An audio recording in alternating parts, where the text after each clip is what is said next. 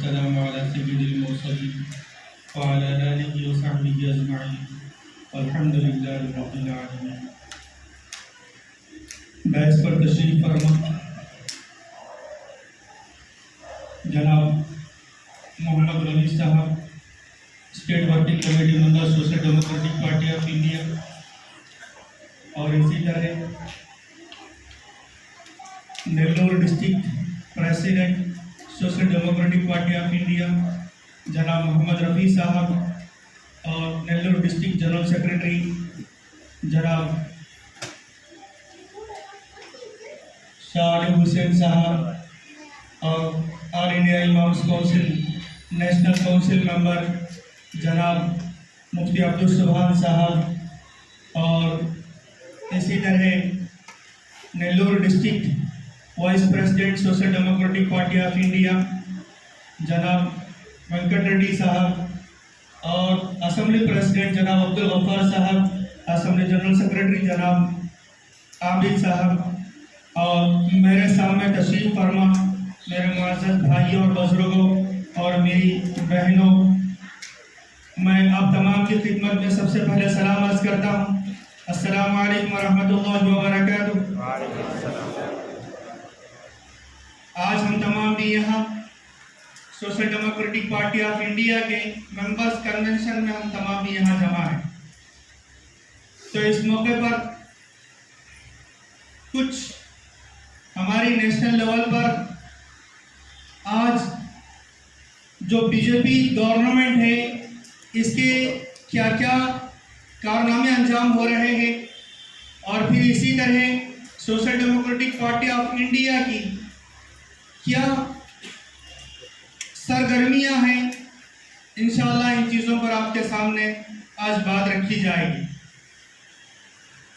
देखिए, सबसे पहले मैं ये बात बता दूं आप लोगों के सामने, अभी जो social democratic party of India का जो 13 साल का सफ़र हुआ है, ये 13 साल का सफ़र यूं ही नहीं हुआ है।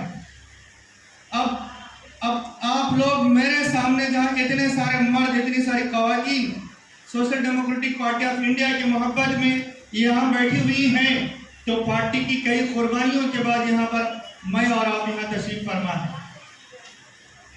बड़ी कुर्बानियाँ पार्टी के जिम्मेदारों की, इसके पीछे दिन रात मेहनत की, बड़ी बड़ी कुर्बानियाँ की, और कई कैडर हमारे, कई लीडर इसके काम के अंदर, इस काम में वो अपने आप को जेल जाना भी पसंद किया और अपने आप को शहीद होने तक भी पसंद किया।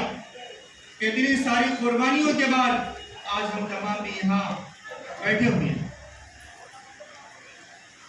मैं एक बात ये भी बता दूं आपको, आज मुल्क के अंदर बहुत सारी पॉलिटिकल पार्टीज हैं, लगभग कमोबेश आज 2500 से ज्यादा पॉलिटिकल पार्टीज आज हमारे मुल्क के अंदर है। इतनी सारी पार्टियां होने के बावजूद भी social democratic party of India की जरूरत क्या है? क्यों आज हमारे दरमियान में एसडीपी आई? तो इसके लिए हमको जानना जरूरी है। अरे क्या अगर हम चाहते थे तो एसडीपी से भी ज्वाइन करके काम कर सकते थे, टीडीपी से ज्वाइन करके काम कर सकते थे, कांग्रेस से ज्वाइन होकर के काम कर सकते थे, लेकिन एसडीपी की जरूरत थी। इसके लिए कुछ खास बातें जानने की जरूरत है।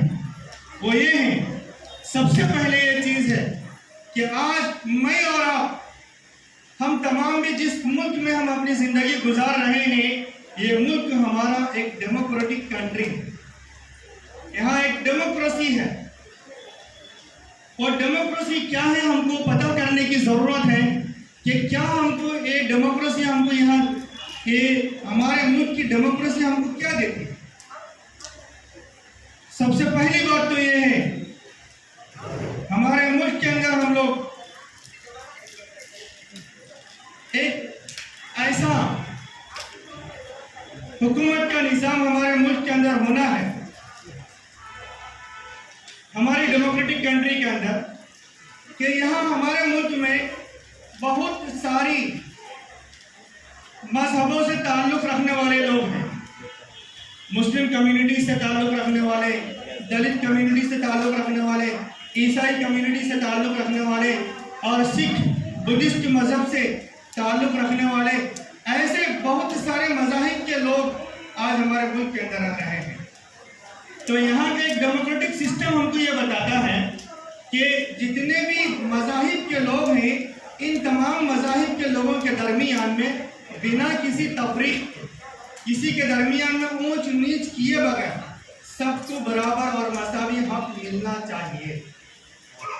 वो हमारा राइट है, वो आपका भी राइट है, सबका, यहाँ के रहने वाले तमाम बाशिंदों का, जिसमें मर्द भी हैं, ख़वातीन भी हैं, बच्चे भी हैं और बूढ़े भी हैं, इन सब का भी राइट है कि इन सबको भी बिना किसी मजहब, रंग, नस्ल और ज़बान और बिना किसी शनाख्त के और बिना किसी इख्तिलाफात के ये सबको बराबर मसावी हक मिलना है। और फिर यहाँ एक डेमोक्रेटिक कंट्री के अंदर इस बात का भी राइट है कि हम लोगों को हमारा लीडर हमको चुनने का हक है क्या नहीं है? अरे जब इलेक्शन के दिन आते हैं तो इलेक्शन के दिनों में आप लोग क्या करते हैं? अपना वोट देते हैं, नहीं?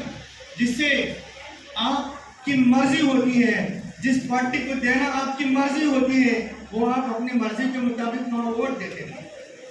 लेकिन आज हम देख रहे हैं कि यहाँ के बाशिंदों को अपनी मर्जी के मुताबिक वोट देने नहीं दिया जा रहा है। घरों के पास आकर के पैसे तकसीम किए जाते हैं घरों के पास, और लोगों को अपनी तरफ माइल करने के लिए कोई 1000 देता है तो दूसरा आकर के 2-2 हज़ार 3-3 हज़ार देने के लिए तैयार है। खरीदा जा रहा है वोट को। ये डेमोक्रेटिक सिस्टम के खिलाफ है। और इस डेमोक्रेटिक सिस्टम के अंदर जो कुछ भी पॉलिसीज बनती है गवर्नमेंट की, ये सारे पॉलिसीज को कौन बनाते हैं? अरे जिसको हमने नुमाइंदे बना करके असेंबली के अंदर भेजा है और जिनको हमने पार्लियामेंट के अंदर भेजा है, उन नुमाइंदों की जिम्मेदारी होती है कि वो वहाँ पॉलिसीज बनाए।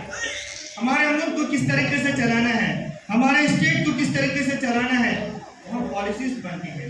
और जो पॉलिसीज बनती हैं, उन पॉलिसीज को ये पूरे निज़ाम के अंदर अमल में लाने वाले कौन हैं? वो सारे पॉलिसीज को अमल में लाने वाले ये यहाँ की जितने भी एडमिनिस्ट्रेशन हैं, जैसे म्यूनसिपालिटी है और इलेक्ट्रिसिटी है, और फिर इसी तरीके से हमारे कोर्ट कचहरियाँ हैं। यहाँ जितनी भी डिपार्टमेंट्स हैं, वो सारे डिपार्टमेंट्स के अंदर यहाँ जितने भी कानून बनते हैं, वो सारे कानून को लागू किया जाता है। और फिर जब इस तरीके से काम होता है तो ये सारे डिपार्टमेंट्स के अंदर एक तरह का डिसिप्लिन होता है कि काम करने के लिए। लेकिन आज हम देख रहे हैं कि ये सारी चीज़ों के अंदर बहुत सारा बदलाव आ चुका है। जैसे हमारा वोट हमसे खरीदा जा रहा है और पॉलिसीज जो बनती हैं, वो सारे पॉलिसीज आपकी मंशा के मुताबिक पॉलिसीज बननी चाहिए। आप चाहते हैं एनआरसी हमको मंजूर नहीं है तो एनआरसी नहीं होनी चाहिए। अरे 1-2 आदमी इसकी मुखालिफत नहीं किया, कई सैकड़ों लोगों ने, लाखों करोड़ों लोगों ने इसकी मुखालिफत की है या नहीं की है? आप तमाम भी सड़कों पर आ चुके थे, मर्द और ख़वातीन सब सड़कों पर आ चुके थे, लेकिन क्या हुआ? उसको ऐसे ही बरकरार रखा। और फिर किसानों के बिल पर किसान कितने दिन उन लोगों को प्रोटेस्ट करना पड़ा, सर्दियों में, बारिश में, धूप में कितनी बड़ी कुर्बानी देनी पड़ी। अरे वो मांग रहे हैं अपना, लेकिन ये नालायक गवर्नमेंट उन लोगों को अपना हक देने के लिए तैयार नहीं है। ऐसी चीजें हो रही हैं आज मुल्क के अंदर। ऐसी चीजों के अंदर बदलाव लाने के लिए social democratic party of India को मैदान में आना पड़ा है।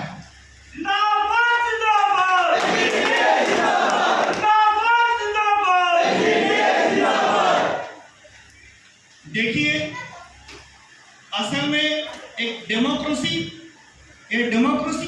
अवाम की जानिब से, अवाम से, और फिर अवाम की वजह से होती है और ये अवाम के लिए होती है। इस चीज को हमें समझने की जरूरत है। जब तक ये बुनियादी बात हम लोग समझते नहीं हैं, उस वक्त तक हम अपना हक नहीं ले सकते। ये बुनियादी बात को हम तमाम को भी समझने की जरूरत है। इसी तरह दूसरी चीज पर मैं आता हूँ, वक्त कम है, बहुत ज्यादा देर हो चुकी है आपके इस प्रोग्राम के शुरू होने में, लिहाजा मैं आपकी बात को भी समेटते हुए मुख्तसर करने की कोशिश करूंगा। दूसरी चीज है कि हमारा मुल्क एक सेकुलर कंट्री है, सेकुलर कंट्री। यहां पर जितने भी तबकात के लोग हैं, उन तमाम तबकात के लोगों को भी उनको बराबर उनका हक देना चाहिए। इसके अंदर किसी तरह की भेदभाव नहीं होनी चाहिए। और जो कुछ गवर्नमेंट की पॉलिसीज बनती हैं, वो पॉलिसीज में सियासत अलग होना चाहिए, और फिर इसी तरह से आपके मजहब की जो कुछ शरीयत है, मजहब आपका अलग होना चाहिए। अरे मजहब की पूरी इख्तियारी है आप लोगों को। हमारे संविधान के अंदर मुसलमान अपनी शरीयत पर पूरी तरीके से अमल कर सकता है। खवातीन अपना हिजाब रख सकती हैं और मर्द अपने सर पर टोपी रख सकता है और अपने चेहरे पर दाढ़ी रख सकता है, और लिबास भी अपना वो मुसलमाना लिबास जैसे पहन सकता है। उसके लिए आजादी। मस्जिद में अज़ान दे सकता है, मस्जिद में इबादत कर सकता है, और वो जहां जिस जगह पर पहुंचता है उस जगह पर उसके लिए नमाज का वक्त हो जाए तो वो वहां पर अपनी इबादत कर सकता है। लेकिन यह क्या हो रहा है, क्या हो रहा है? ये सारी चीजों के बरखिलाफ हुकूमत को तो चाहिए था कि पॉलिसीज बना करके कुछ लोगों के फायदे के लिए, जमहूरियत के फायदे के लिए, अवाम के फायदे के लिए जो पॉलिसीज बनाई जाती हैं, उन पॉलिसीज का सही इस्तेमाल करें। लेकिन यहाँ क्या हो रहा है? यहाँ इसका उल्टा इस्तेमाल किया जा रहा है। अज़ान पर पाबंदी लगाने की बात कही जा रही है, हिजाब पर पाबंदी लगाने की बात कही जा रही है, 3 तलाक के मसले के मुताल्लिक से बिल पास की जा रही है, मस्जिदों को ढाने की बात कही जा रही है, हलाल के बारे में बात उठाई जा रही है। ऐसी तमाम चीजों को ब्रेक लगाने के लिए social democratic party of India आज मैदान में है।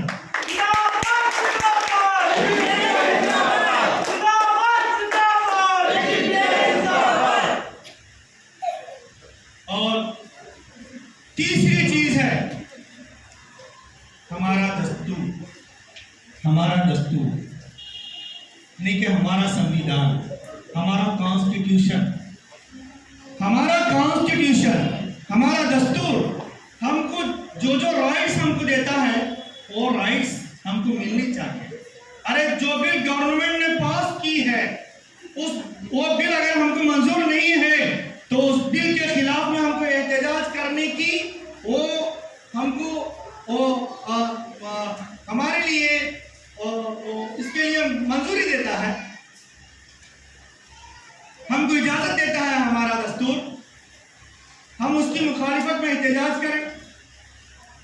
देखा आपने गुज़िश्ता कर्नाटका के अंदर लड़कियों के लिए स्कूल्स में और कॉलेजेस में हिजाब पर पाबंदी लगाई गई, तो उस वक्त में हमारा राइट, हमने एहतजाज के साथ उसको मांगना शुरू किया, एहतजाज किया उस पर, यह हमारा राइट है। और इसी तरीके से एनआरसी जब लागू की गई थी, एनआरसी के मौके पर भी हम लोग सड़कों पर उतर करके इसके खिलाफ में अपनी आवाज बुलंद की, यह हमारा राइट है। लेकिन आज ये हो रहा है, अगर तुम हिजाब के बारे में अपनी आवाज उठाओगे, एनआरसी के बारे में आप अपनी आवाज उठाओगे, और जो कुछ बिल्स आज बीजेपी पास कर रही है पार्लियामेंट के अंदर, इन बिल्स के खिलाफ में अगर आप आवाज उठाते हैं तो आपको निशाना बनाया जाता है। आज आपको निशाना बनाया जाता है और आपको जेल में डाला जाता है और आपके घर बुलडोजर से साफ कर दिए जाते हैं, तोड़ दिए जाते हैं। कितने लोगों के घरों को तोड़ा, कितने 100 लोगों के घरों को तोड़ा। अरे इनके बच्चे, छोटे छोटे बच्चे चीखो पुकार कर रहे हैं, जिनकी खवातीन ववेला कर रही हैं, चीखो पुकार रही हैं कि इनके घरों का सारा सामान ऐसे ही तहस नहस कर दिया जा रहा है, बुलडोजर लगा करके घर तोड़ दिए जा रहे हैं, आंखों के सामने घर टूट रहा है, तो उस बंदे के दिल पर क्या गुजर रहा होगा, सोचिए। आज ऐसी सियासत हो रही है, ऐसी सियासत के खिलाफ में मुल्क के अंदर सबसे पहले आवाज उठाने वाली कोई ताकत है तो वो है social democratic party of India.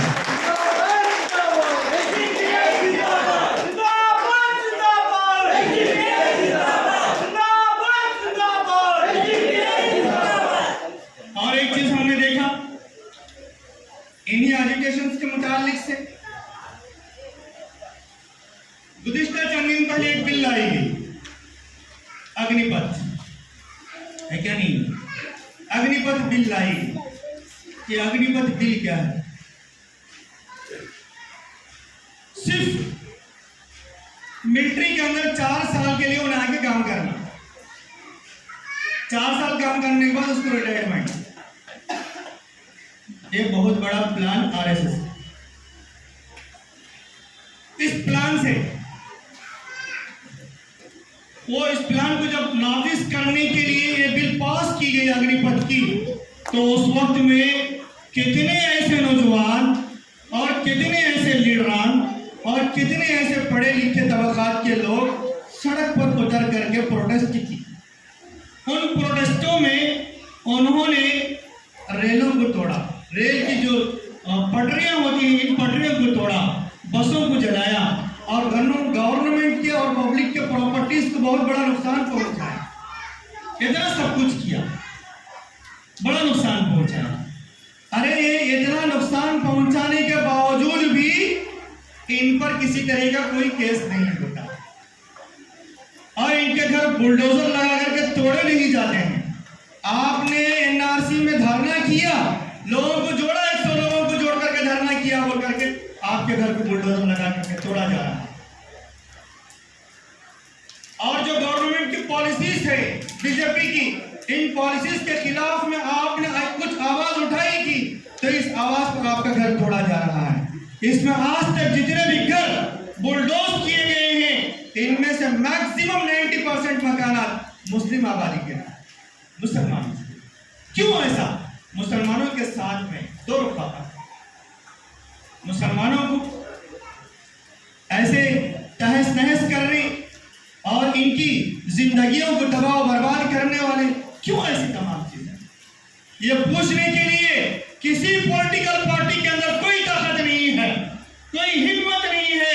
अगर हिम्मत है और आज के पीएम को उसको इस्तीफा देने के लिए मुतालिबा करने वाली किसी पार्टी की अगर ताकत है तो वो है social democratic party of India.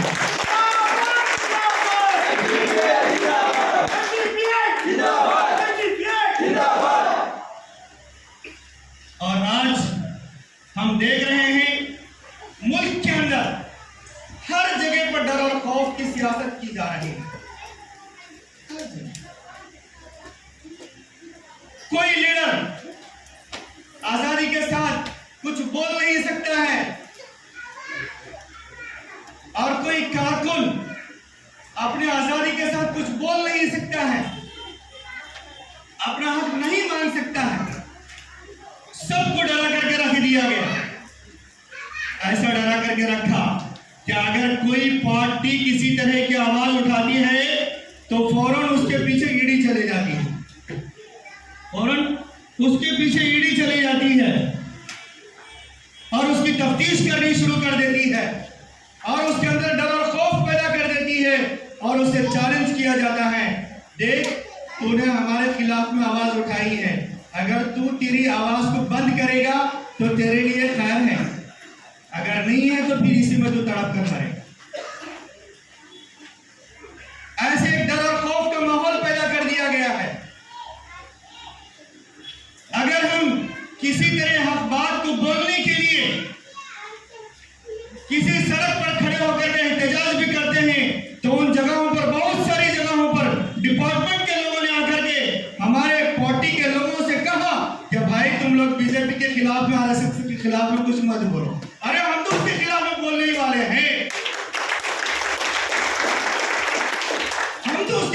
बोलने ही वाले हैं, उसको छोड़ेंगे कैसे? आज social democratic party of India इनकी एक एक चीज को रोड पर ला रही है और इनकी तमाम पोल खोल रही है। और ये जो कुछ भी मुल्क के अंदर जितने भी बिल, अवाम मुखालिफ बिल और मुल्क को तबाह बर्बाद करने वाले बिल जो कुछ तैयार किए हैं, इन सारे बिलों की मुखालिफत कर रही है।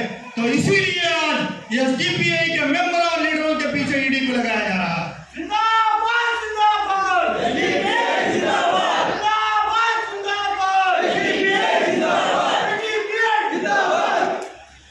और इसके पीछे एनआईए को लगाया जा रहा है, एनएसए को लगाया जा रहा है, एटीएस को लगाया जा रहा है, खुफिया पुलिस को इसके पीछे लगाया जा रहा है। एक बात याद रखना मेरी बहनों और मेरे भाइयों, social democratic party of India इनके इस तरीके के डराने वाले किसी भी तरीके से डरने वाली नहीं है,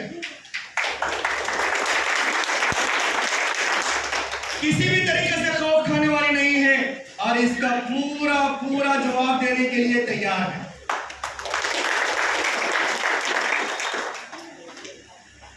जबकि इनकी ये सारी एजेंसियां इनके खिलाफ में आवाज उठाई है, लोग जो कि एनआरसी के मौके पर जिन्होंने आवाज उठाया था, जिस तरीके से कि शर्जील इमाम, खालिद उमर, सफूरा जरगर और गुलफिशा फातिमा, जिसका घर कुछ ही दिन पहले यूपी के अंदर बुलडोजर से ढा दिया गया, और इशरत जहां, अखिल गोगोई के जितने लोगों ने भी एनआरसी के मौके पर आगे रह करके लोगों की, आवाम की नुमाइंदगी की थी, तो इन सब को भी आज जेल की सलाखों में डाला गया है। ये सब जेल में है आज।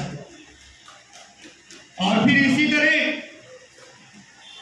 मुल्क के हमारे मशहूर स्कॉलर्स पंसारे, गौरी लंकेश और दबोकर, कलबुर्गी, ऐसे हमारे मशहूर स्कॉलर्स को भी गोली से मार करके उनको हिलाक कर दिया गया, खत्म कर दिया गया, उनको रास्ते से साफ कर दिया गया।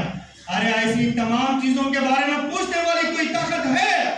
नहीं है, कोई ताकत नहीं है सिवाय एसडीपीआई के।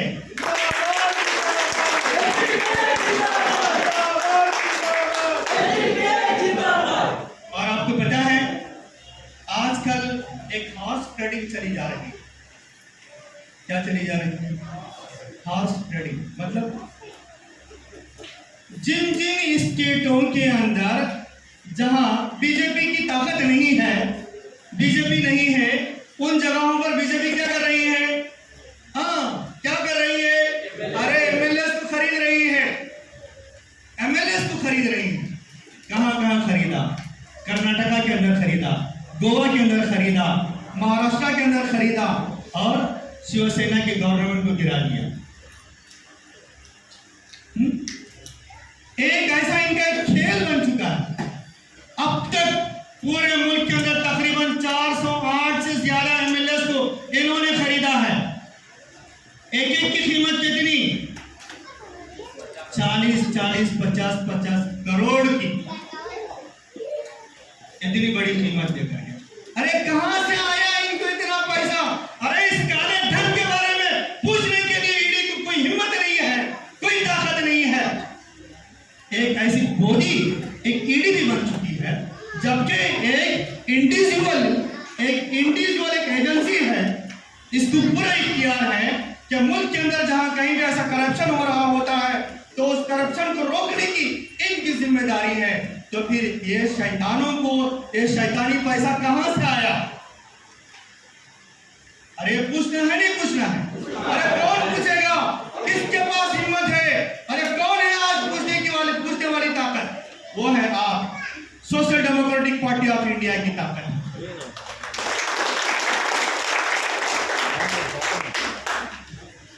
और आज मुल्क के अंदर हमारी इकोनॉमी को पूरी तरीके से सवाल में ला करके रख दिया गया। इकोनॉमी को एकदम गिरा दिया गया है। कितना आ गया हमारा जीडीपी? कितने %?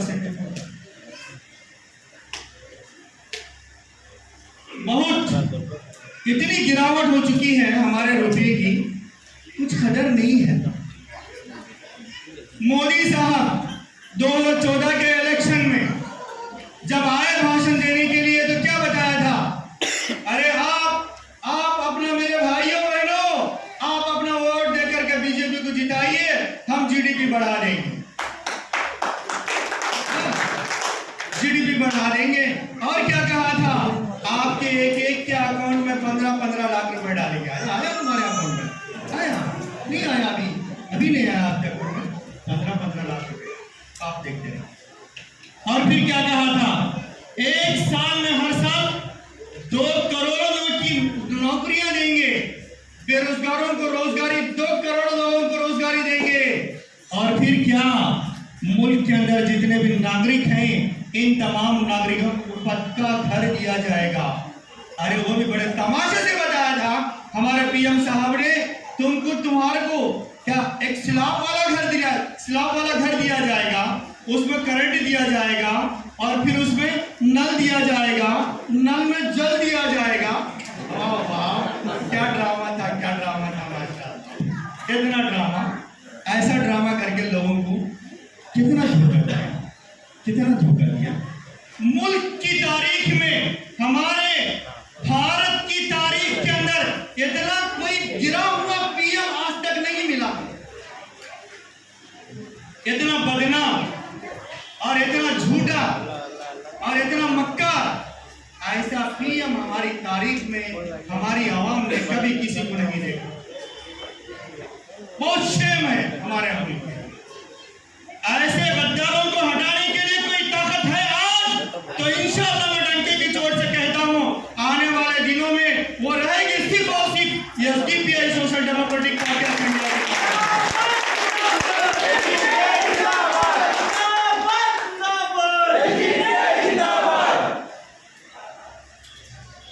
अरे कितने तबाह करने वाले बिल्स आज मोदी गवर्नमेंट ने लाए, कितने बिल्स लाए। अरे नोटबंदी, बहुत बड़ा पैसा मिल गया ना आप लोगों को, हो गया ना? नोटबंदी से बहुत बड़ा पैसा मिल गया ना। अरे काला धन वापिस आ गया ना, काला धन वापिस आ गया ना नोटबंदी से। नहीं आया? फायदा नहीं हुआ आपको? 2000 के लिए आप लाइन में खड़े रहे ना? नहीं खड़े रहे नहीं। अरे बिना सोची समझी ऐसी साजिश, लोगों को नुकसान में डालने वाली, लोगों को परेशानी में डालने वाली, कितने लोग उस वक्त अपने आप को खुदकशी कर ली। अरे उन घरों में जिनकी नौजवान लड़कियां थी, अभी उनकी शादी पक्की हुई थी, शादी की तारीखें करीब थी, तो उसी असना में नोटबंदी कर दी गई।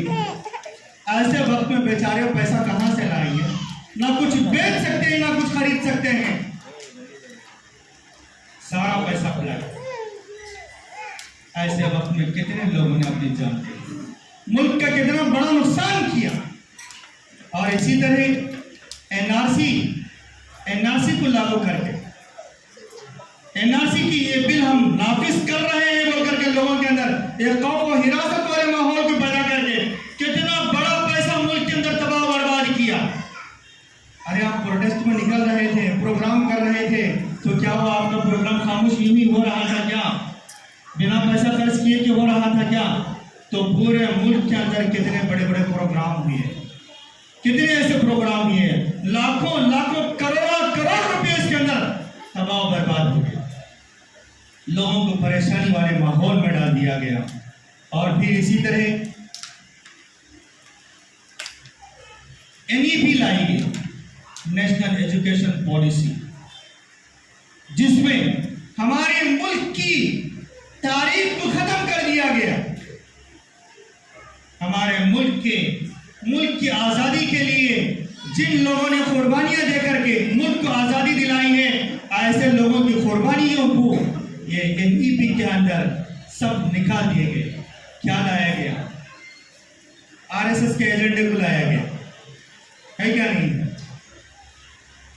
और फिर इसके साथ में अग्निपथ बिल लाई गई, और वो नौजवान जो अपनी सारी उम्र की पूंजी अपनी पढ़ाई में लगा करके एक एक नौजवान, कोई 15 साल पढ़ा है, कोई 20 साल पढ़ा है, कोई 25 साल तक पढ़ा है और किसी की उम्र 30 साल के होने तक भी वो पढ़ा है।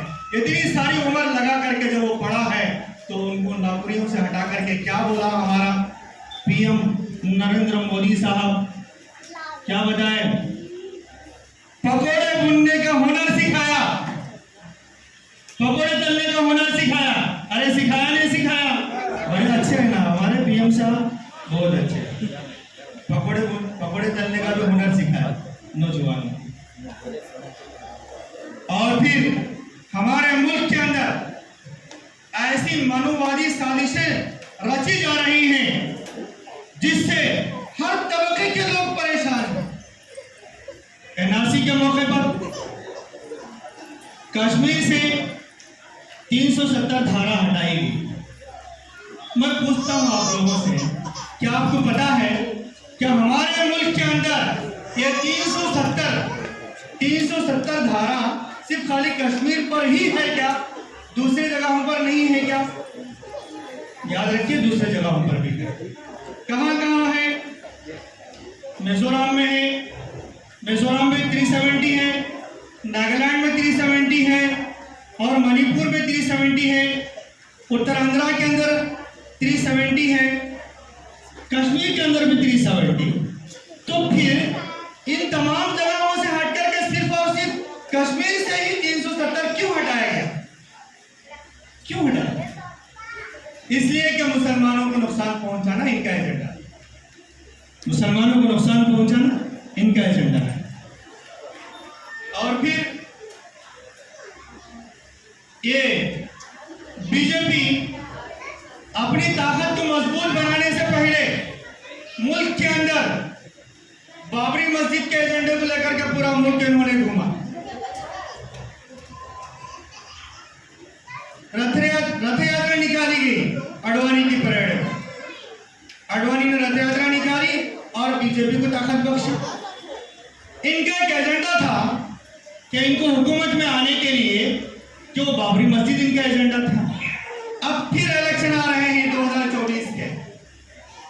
अब ये 2024 के इलेक्शन के लिए क्या एजेंडा है इनका, बताइए ना। काशी, मथुरा की ज्ञानवापी मस्जिद और फिर इसी तरीके से वाराणसी की शाही ईदगाह, ये आज इनका एजेंडा है, फ्रेश एजेंडा। इस एजेंडे से यहाँ मुसलमानों के और यहाँ रहने वाले हिंदुओं के दरमियान में नफरत पैदा करके वोट हासिल करना इनका मकसद। ये अपने मकसद में इस तरह कामयाब होना चाहते हैं और ऐसी ये पॉलिसीज को ला करके मुल्क को तबाह बर्बाद करना चाहते हैं। मुल्क को इनकी तबाही से बचाने के लिए और इनकी इस पॉलिसीज से बचाने के लिए आज कोई पार्टी इसके बारे में अपना ध्यान नहीं दे रही है, कोई पार्टी ध्यान नहीं दे रही है। अरे कहां है वो अपोजिशन पार्टीज?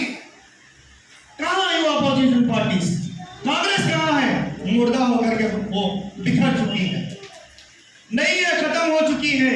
अभी तो राहुल गांधी उसकी यात्रा निकाला है, वो यात्रा से भी इनको कोई फायदा होने वाला नहीं है, इसलिए कि अभी इनकी ताकत खत्म हो चुकी है।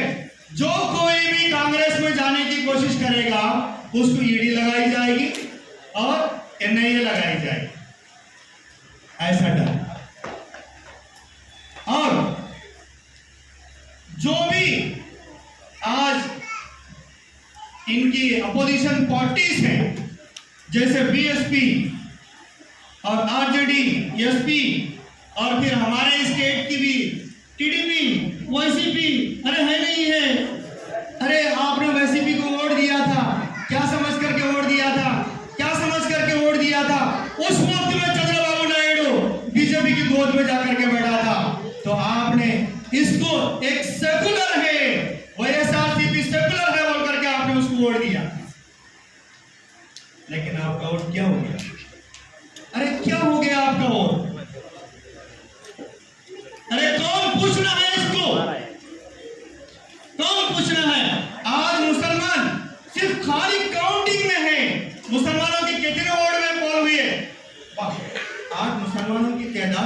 आंध्रा के अंदर कितनी है पता है आप लोगों को?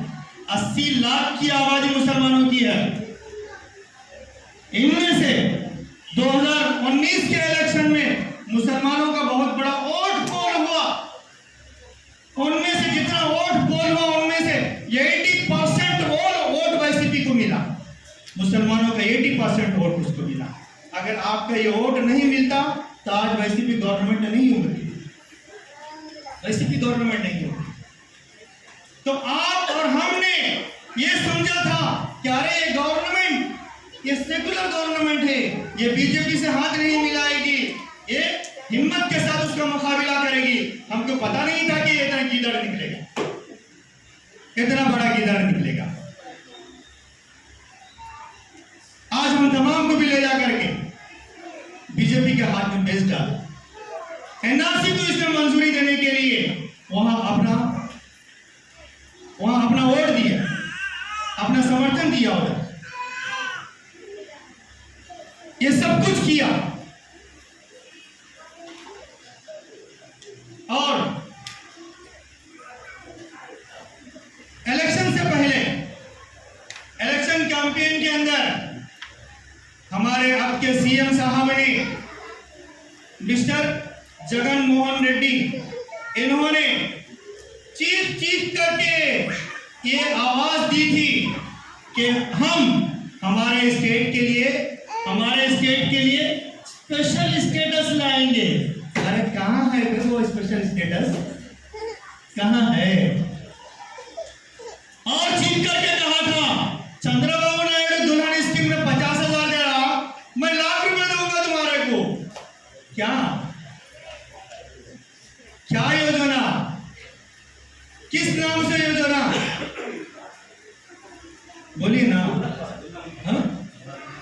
दुल्हन पदक, इसमें लाख रुपए देने का वादा किया। अब तक 3.5 साल हो गए, कितने गरीब लोगों को मिला दुल्हन पदकम? अरे आज भी दुल्हन पदकम को अमल में लाने के लिए बात तो कही जा रही है, लेकिन शराइत क्या लगाए जा रहे हैं? अरे किसी को मिलेगा उसमें?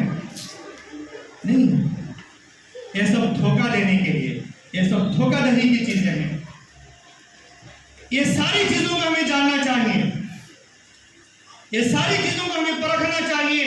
अरे मुसलमान आज तक अंधाधुन अपना वोट देता रहा, सिर्फ काउंटिंग में रहा कि ये आज मुसलमान अकाउंटिंग में नहीं है।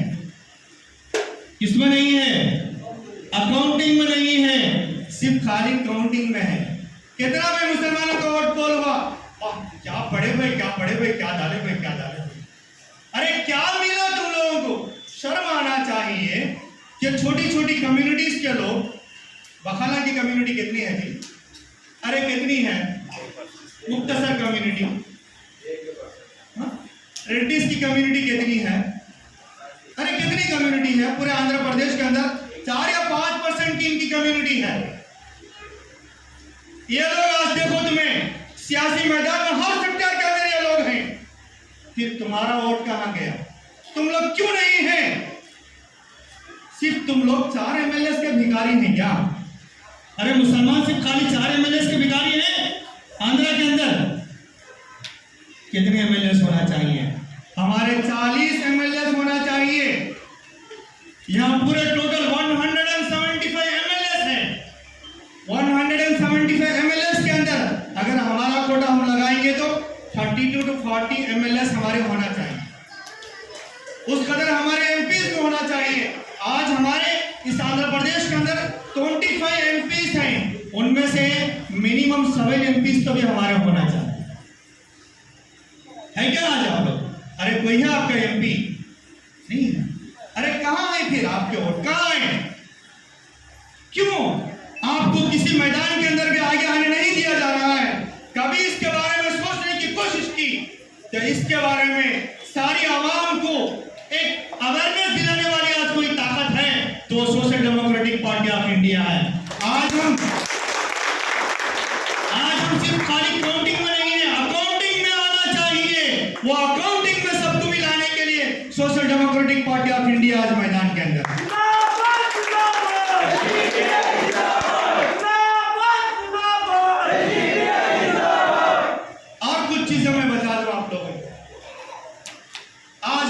स्टेट गवर्नमेंट, जब से ये वाईएसआरसीपी गवर्नमेंट बनी है उस वक्त से अभी भू कब्जा बहुत ज्यादा हो गया है, क्या नहीं? हमारे पास तो बहुत ज्यादा है। तो ऐसी कई मिसालें हमारे पास मौजूद हैं। ये रेडी आ गया, फलानी जगह कब्जा कर लिया, वो रेडी आ गया, फलानी जगह कब्जा कर लिया, इन्हें एक लीडर वो कब्जा करा, एक लीडर वो कब्जा करा, यही हाल है। तो यहाँ एक रॉडीइज्म ज्यादा हो गया है, कब्जा करने वाला रॉडीइज्म ज्यादा हो गया है। इस रॉडीइज्म को तोड़ना कौन है? इस रॉडीइज्म को तोड़ने वाली कोई ताकत है आज हमारे स्टेट के अंदर भी, तो वो एसडीपीआई है।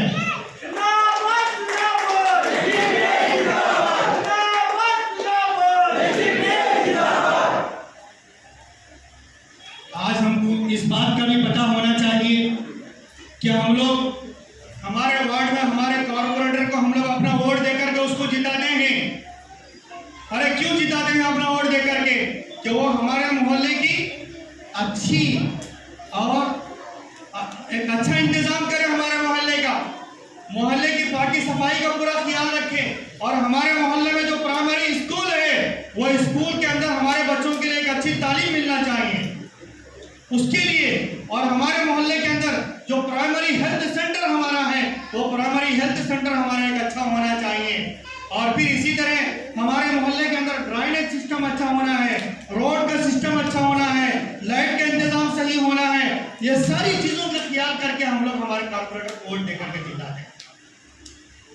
लेकिन आज जितने कॉर्पोरेटर और जितने काउंसलर्स और ऐसे ही जितने भी वार्ड मेंबर्स वगैरह जो कुछ जिन्होंने आज वाईसीपी के अंदर अपनी विनिंग हासिल की है वो सब बेजार हैं। क्यों? इसलिए कि गवर्नमेंट का कोई फंड नहीं है कुछ काम करने के लिए। अरे फंड है तो कहां है? इनकी योजना में पैसा तकसीम करने के लिए, इनकी योजना में पैसा तकसीम करने के लिए फंड है। वो भी फंड कहां से आ रहा है? कहां से? आज इतनी ऐसी गवर्नमेंट प्रॉपर्टीज, बड़ी बड़ी प्रॉपर्टियां, उन प्रॉपर्टियों को आज बैंकों के अंदर गिरोह में रख करके ला करके पैसे बांटे जा रहे हैं। अरे आपने पूछा था क्या? 40 साल की जो हमारी खवातीन हैं, जिनकी उम्र 40 साल से ज्यादा हो चुकी है, क्या कभी हमारे खवातीन 40 साल से ज्यादा अपनी उम्र रखी हुई वो कभी सीएम साहब को अर्जी दी थी क्या? भाई हमारे लिए 40 साल से ज्यादा हमारी उम्र हो चुकी है, हमको ये पैसा चाहिए बोल करके। अरे किसी ऑटो वाले ने कोई अर्जी रखी थी क्या? किसी ड्राइवर ने कोई अर्जी रखी थी क्या? अरे सारा पैसा तो एक डेवलपमेंट के लिए लगाना चाहिए था, स्टेट के डेवलपमेंट के लिए लगाना चाहिए था। आज क्या क्या आज हमारे स्टेट के अंदर कमजोरियां हैं, उन सारी कमजोरियों को खत्म करने के लिए तवज्जो देना चाहिए था। लेकिन आज हमारे सीएम साहब क्या हैं? टीडीपी के लीडरों के ऊपर जो है सो उनके ऊपर हमला करने पर तुले हुए, उनके ऑफिस हमको तोड़ डालो, उन्हें क्या क्या बना करेंगी, क्या क्या इस्तीमा करेंगी, वो सारे इस्तीमा को खत्म कर डालो, वहां से सारा उनका नाम निकाल करके अपना नाम लगा दो। ये गंदी सियासत पर है। ऐसे गंदे लोग जब तक रहेंगे मुझे भी और आपको भी यहाँ पर परेशान होते ही रहना पड़ेगा। ऐसे गंदे लोगों की गंदी सियासत को खत्म करना है तो मुझे भी और आपको भी social democratic party of India को ताकतवर बनाने की जरूरत है।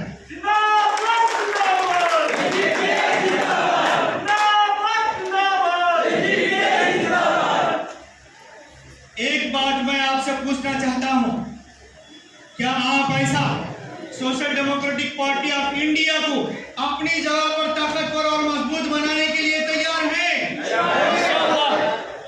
अगर आप तैयार हैं तो फिर क्या कुर्बानी देंगे? आप क्या कुर्बानी देंगे? एक बात मैं बताऊं आपको, कभी आपने कांशीराम का नाम सुना है? सुना है?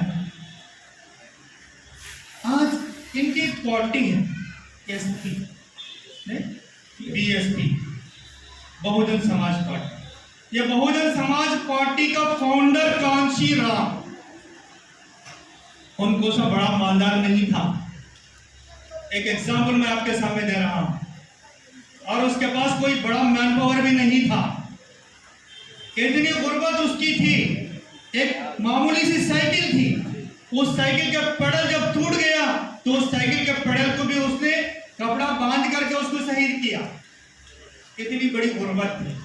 बस उसके दिल में उसने ठान ली थी, अभी एससी एसटी के जो लोग कमजोर हैं, इन कमजोरों पर जो कुछ अत्याचार किया जा रहा है, इन पर जो जुल्म किया जा रहा है, इस जुल्म से निजात दिलाना और एससी एसटी के लोगों को इनको पावर में लेकर उसका एक विजन था, उस विजन पर उसने काम किया। तो उसके बाद वो क्या हासिल किया? अरे वो तो मर गया लेकिन पार्टी बन गई, बीएसपी बन गई, ताकत में आ गई, इसके 100 एमएलए बन गए, एक स्टेट के अंदर इनकी ताकत बन गई। अरे बनी नहीं बनी? हाँ, तो फिर आज यहाँ जी 4 मरतबा सीएम, 4 मरतबा, अभी हमारे सरदार भाई बता रहे हैं 4 मरतबा उसने वो पार्टी के सीएम से, चीफ मिनिस्टर से अपने पूरे स्टेट को संभाला। तो अब हम यहाँ कितने लोग हैं? कितने लोग हैं हम?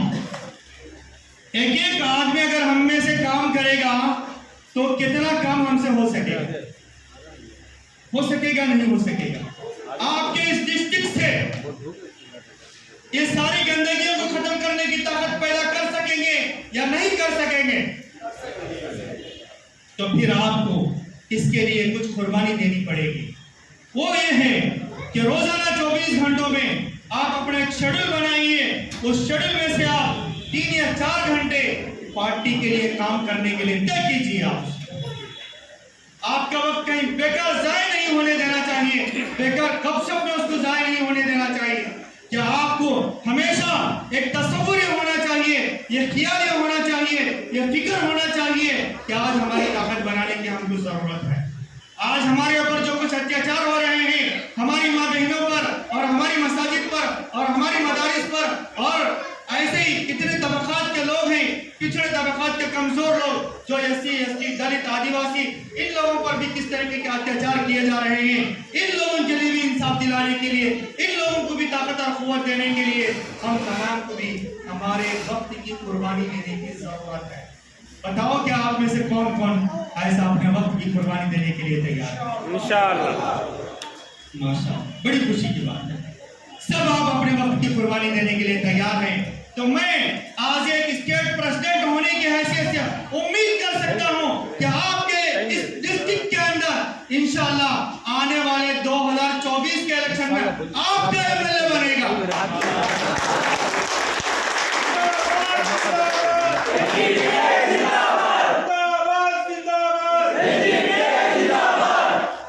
शर्त एक है, आपकी कुर्बानी होनी चाहिए। और 2025 में यहां पर बल्दिया के जो इलेक्शन है, कॉर्पोरेशन के जो इलेक्शन है, इन कॉर्पोरेशन के इलेक्शंस के अंदर गुज़िश्ता मर्तबा हमने हमारे सिर्फ 2 साथियों को हमने खड़ा किया था 2 जगहों पर। इस मर्तबा अगर आपकी मेहनत रहेगी तो नेल्लोर के कोई भी वार्ड ऐसा खाली नहीं रहेगा जहां एसडीपीआई का नुमाइंदा ना हो। हर जगह पर एसडीपीआई का कॉर्पोरेटर होगा। अगर इसी तरह आपकी मेहनत और आपकी कुर्बानी लगातार और मुसलसल जारी रहेगी तो हम इस बात का दावा कर सकते हैं आने वाले 2029 के इलेक्शन में इंशाअल्लाह हम हमारे 100 से ज्यादा एमएलए को हम डिक्लेयर कर सकते हैं। और इतनी ताकत हम हमारी बना सकते हैं कि हमारा सीएम भी डिक्लेयर हो जाए। बस इसके लिए मैं हमारी माँ बहनों की भी और भाइयों की भी कुर्बानी चाहता हूँ कि आप अपना वक्त कुर्बान कीजिए। रोजाना कितना वक्त आपका कहाँ कहाँ जाया हो रहा है, आप इस पर गौर कीजिए। अभी ये दिन वो नहीं है, ये वक्त वो नहीं है कि जो कि अपना वक्त आप जाया करते हो। ये वक्त आपका बड़ा कीमती है। इस वक्त को आप पूरी तरीके से आप काम में लगाइए और पूरी तरीके से आप उसको अपनी ताकत बनाने में लगाइए, सियासी मैदान में आने में लगाइए, सियासी ताकत बनाने में लगाइए, तो जरूर आपकी एक ताकत बनकर रहेगी इंशाअल्लाह। तो लिहाजा ऐसी एक ताकत देने के लिए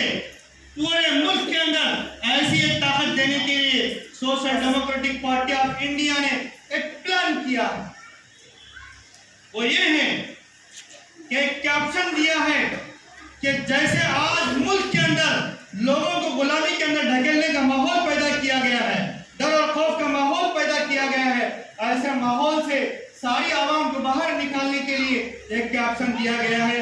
और कैप्शन ये है कि गुलामी ना मंजूर। क्या नाम है? गुलामी ना मंजूर। गुलामी ना मंजूर। तेलुगु में इसको क्या कहा जाता है? बानिसत्వం అంగీకరించము। बानिसत्వం अंगीकరించము। ये बड़े दिल जिगर गुर्दे की बात है, कोई मामूली चीज नहीं। ऐसे गुलामी से सारी इंसानियत को आजादी दिलाने के लिए हमारे इस मुल्क की, तो इसके लिए हमने गुज़िश्ता अगस्त से आने वाले दिसंबर तक पूरे मुल्क के अंदर एक कैंपेन चलाना शुरू किया। अभी ये एनआईए, ईडी और बीजेपी गवर्नमेंट ये समझती होंगी कि अब एसडीपीआई नहीं आएगी कुछ करने के लिए।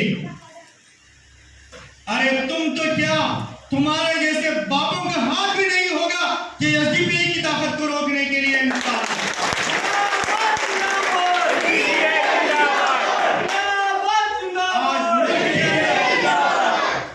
आज मुल्क के अंदर एक बहुत बड़ी ताकत बन चुकी है एसडीपीआई, जिसके ऊपर बैन लगाना और जिसके पीछे एनआईए को लगा करके खौफ दिलाना, एक कोई ऐसा जेब में रखा हुआ कोई मामूली पेपर नहीं है। चलो भाई एसडीपीआई इसको निकाल कर हमने फेंक दिया, जेब में रखा हुआ कोई पेपर नहीं है। अरे ये तो दिलों की बात है। आज इंसानों के दिलों के अंदर एसडीपीआई है। हर गरीब, हर मजलूम के दिल के अंदर आज एसडीपीआई है। हर मजलूम के लिए काम करने वाली ताकत है एसडीपीआई। तो लिहाजा हमारा ये कैंपेन आज पूरे मुल्क में चल रहा है। इंशाअल्लाह आंध्र प्रदेश के अंदर भी नवंबर और दिसंबर के महीने में कैंपेन हमारा रहेगा। इस कैंपेन में अभी के जो हालात हैं मुल्क के, जो पूरी तरीके से यहाँ से डेमोक्रेसी को खत्म करने की, सेकुलरिज्म को खत्म करने की और हमारे संविधान को खत्म करने की जो कुछ साजिशें रची जा रही हैं, इन तमाम साजिशों का जवाब देने के लिए हमारे जो कैंपेन नवंबर के महीने से शुरू होगा, इस कैंपेन के अंदर आप तमाम को भी इसके लिए कुर्बानी देनी पड़ेगी। क्या आप तमाम भी कुर्बानी देने के लिए तैयार हैं? अपनी माल की भी कुर्बानी देना पड़ेगा और अपने वक्त की भी कुर्बानी देना पड़ेगा। इसके लिए आपको तैयार होना है। और इसके लिए इस मुहिम के दौरान में मोहल्ले मोहल्ले के अंदर, जगह जगह पर, जहां कहीं भी हमारे कॉमन मीटिंग्स, नुक्कड़ प्रोग्राम्स वगैरह और जो कुछ गेट टुगेदर चलाए जाएंगे, इन तमाम को भी आपकी जिम्मेदारी है कि आपकी इस डिस्ट्रिक्ट के अंदर जितने भी प्रोग्राम होंगे वो सारे प्रोग्रामों को कामयाब बनाएं। इंशाअल्लाह आपके इस डिस्ट्रिक्ट के अंदर हमने स्टेट कमेटी से हमने ये तय भी किया है कि आपके इस डिस्ट्रिक्ट के अंदर, नेल्लोर डिस्ट्रिक्ट में, नेल्लोर के अंदर एक बहुत बड़ा कॉन्फ्रेंस हम लोग इंशाअल्लाह यहाँ मुनाकिद करेंगे। वो कॉन्फ्रेंस सिर्फ इतने लोगों पर मुश्तमिल नहीं होगा। कितने लोगों पर मुश्तमिल? उस कॉन्फ्रेंस को आपके यहाँ, आपकी जिम्मेदारी है तकरीबन 40 से 50 हजार लोगों की तादाद को आपको जोड़ना है। कौन कौन इसके लिए मेहनत करेंगे? आप नहीं करेंगे? खवातीन की भी तो बहुत बड़ी जरूरत है। अरे खवातीन नहीं है तो मर्द नहीं है, आपकी कुर्बानी नहीं है। अगर आप आगे नहीं है तो मर्द भी आगे नहीं है। आपको आगे रहना आज बहुत जरूरी है। आपकी कुर्बानी की बहुत जरूरत है। इनकिलाब आप ही से पैदा हो सकता है और इनकिलाब आप ही से वो अमल में लाया जा सकता है। तो लिहाजा हमारे यहाँ की नेल्लोर डिस्ट्रिक्ट की सारे खवातीन और सारे मर्द अहबाब हमारे इस कैंपेन को पूरी तरीके से इसको कामयाब बनाने के लिए आपके मुकम्मल कोशिश होना चाहिए। तो लिहाजा अगर हम इस तरीके से काम करेंगे तो जरूर इंशाअल्लाह आने वाले दिनों में, यानी कि नवंबर या दिसंबर के महीने में आपके पास जिस महीने में भी एक कॉन्फ्रेंस हमारा होगा वो कॉन्फ्रेंस इंशाल्लाह कामयाब रहेगा इंशाअल्लाह। और आने वाले इलेक्शनों में आपकी एक ताकत बनेगी। तो लिहाजा मैं उम्मीद करता हूं कि आप तमाम भी आने वाले हमारे इस कैंपेन को कामयाब बनाने के लिए हर तरह की कुर्बानी देने की आप मुकम्मल कोशिश करेंगे।